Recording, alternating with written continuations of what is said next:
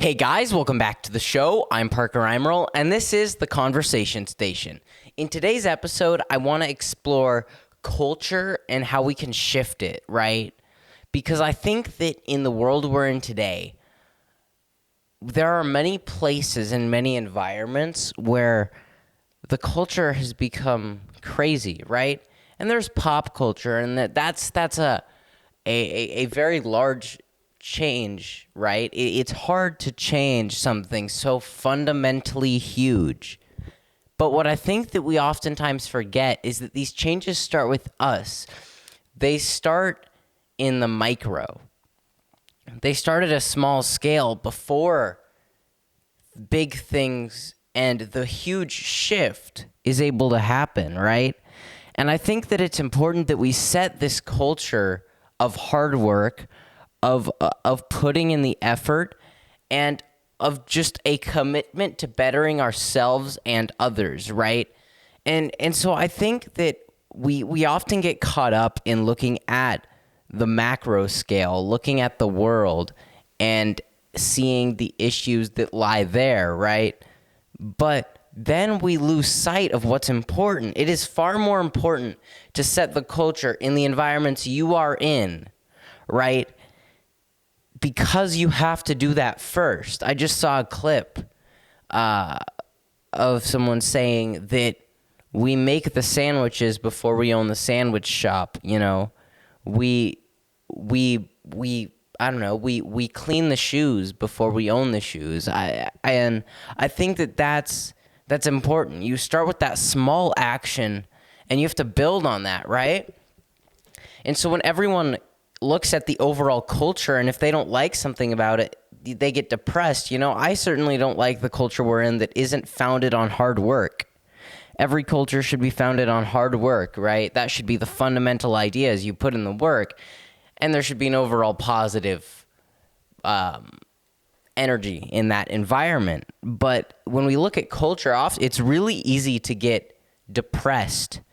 Not necessarily depressed, but just demoralized by the culture we live in today. But when we do that, we take away our own power to change that culture. Because a person who is demoralized can't change a culture which is already demoralized, right? But someone who is excited, right? Excited about working hard, that's what we can change. And so if we, not only do we surround ourselves with people that share that same mindset, but we also help others to gain that same mindset, the world will be a better place. And I just think it's interesting to dive into how we navigate these things, right? Because sometimes you can't change a culture. Sometimes you are not in the position of power to initiate that shift. I think one thing that we have to continue to understand is that whoever is the highest ranking in an environment truly sets the culture. Their mindset sets the culture. How they approach things sets the culture. But you can always change the culture in the subculture of, you know, your peers in that environment and everyone else. And you might not get it perfect, right? And you're never going to get it perfect. But by making that initial shift, that is the first step into shifting the mindset and the attitude and the culture around the big boss, whoever that is, right? And I think we all have these situations come up in our lives. But I also think it's important to remember that not every situation is the same. So you also have to know what you're dealing with and who you're dealing with. Because some cultures are a lot harder to shift than others. And sometimes it just requires you to take ownership. And I think in a lot of these situations, all we have to do is take ownership. Because even if we aren't the number one, even if we're the number 5 and we can't change the people above us, we can't help them out because they won't listen to us, because they write us off. Sometimes we get written off. You're gonna get written off. But if we can just take ownership of that situation, and change the mindset of everyone else and the culture of everyone else, now it's not going to be as great as shifting that top level and letting it cascade down. But you have to start there and at least have their support before you address it with the big boss. And I think this applies to many things. And I like using the idea of a big boss because it's vague and it sounds kind of mafia-like, so it's awesome. But I mean, even in our families, even in our households, right? Sometimes the parents' mindset isn't it. Sometimes the culture within our families isn't it. But we have to change it with our siblings. We have to change it with the other people in our lives so that we have a culture that we enjoy outside of that, so that we aren't basing our value and our happiness on whatever result comes from attempting to shift that culture. Because sometimes it's not going to work. And if that's the only culture that you have in your life, and you don't have any others that are enjoyable and that are founded on hard work and that push you to be a better version of yourself, the second you fail there, you are going to feel like a failure. And so we need to make sure that we keep in mind that we can't base our own value off of the opinions of others and the environments others set. And if they reject our ideas, we need to be able to have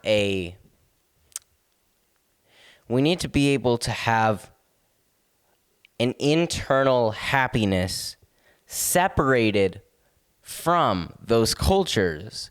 And we also need to be able to use our internal happiness to improve those cultures, right? And I mean, it's all very difficult. And the fact is that in a lot of these situations, there's going to have to be a level of confrontation at some point. If you try the easy road and it doesn't work, you got to take the hard road. And actually, most of the time, you should just take the hard road off the bat, because the easy road is not a shortcut. The easy road is an illusion, right?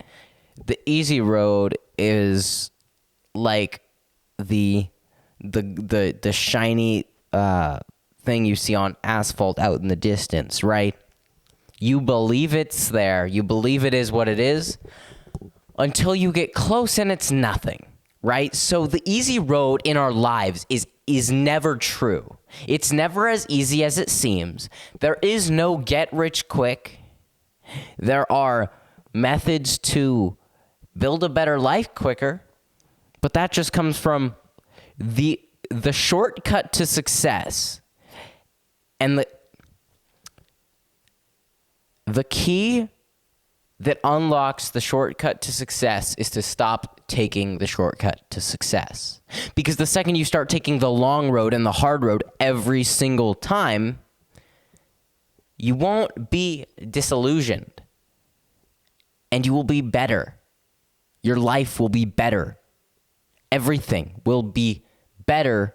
You, yourself, will be better because you took the hard road.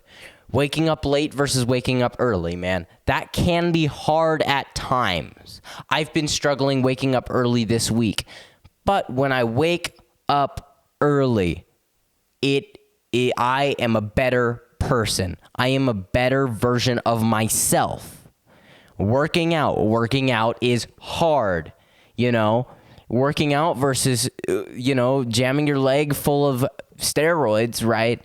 I know that there are a lot of misconceptions around steroids, but that's not what we're talking about here. One is easier and one is harder. The harder one is going to yield better results. So just remember, the hard road is most often the road you should take. You should pick the hard road, because then when you are on the road of life and you aren't on that hard road, right? Because there are going to be times where you just have to do things, and they're not, when you do something that is this level of hard, and the thing that would have been hard for you before is now this level of hard. And so thing is easy. And so by doing the hard thing, you make the thing that used to be hard easy. And that is the unlock to living an easy life. The way to live an easy life is to live an objectively hard one, because it is perspective. There is a perspective in life, right? The people that believe they are poor is a mindset. Broke is a number, right? And so if you can shift your mindset to, I do hard things on a daily basis, then the hard thing becomes easy, and the easy thing becomes nothing. I think that's about it. I mean, this episode's pretty short, but I think that there's not much more I can add to this conversation without really devaluing what I'm saying. But I want you guys to just keep in mind that we live in a world that tells us time and time again to take the easy road. Do the thing that you want to do. That's what we're told. And that is some bull honky dory, man. Do what you want to do. Yeah, there are times to do that, but most of the time, the thing that is going to serve you is the thing that you don't want to do. So work hard, do the things you don't want to do, and become the best version of yourselves. See you guys tomorrow. Thank you guys at home for watching. I'm Parker Eimerl. I've been talking to you, and this has been The Conversation Station.